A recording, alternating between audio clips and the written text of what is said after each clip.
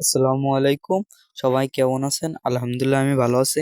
তো আমাদের খামারের মুরগিগুলো সব বিক্রি করে দিয়েছে। আগে একটা ভিডিওতে দেখিয়েছিলাম আপনাদের।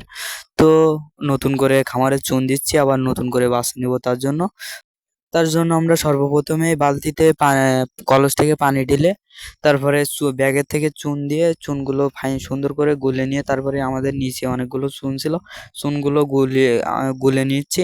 কারণ না গুলে নিলে খাবলা খাবলা থেকে যাবে, তার জন্য আমরা সুন্দর করে বালতিতে পানি দিয়ে চুনগুলো গুলে নিচ্ছি আমি।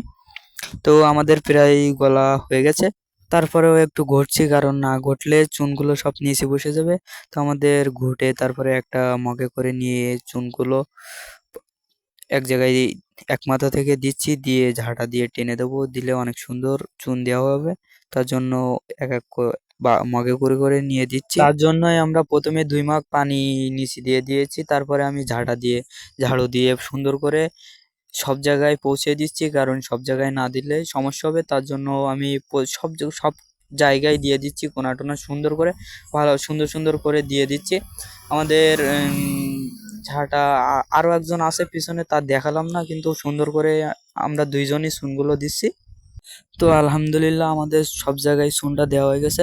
তো আমরা আমাদের জন্য দোয়া করেন। আমি কিছুদিন পরে বাসা নিব। সবাই আমার জন্য দোয়া করেন। আমি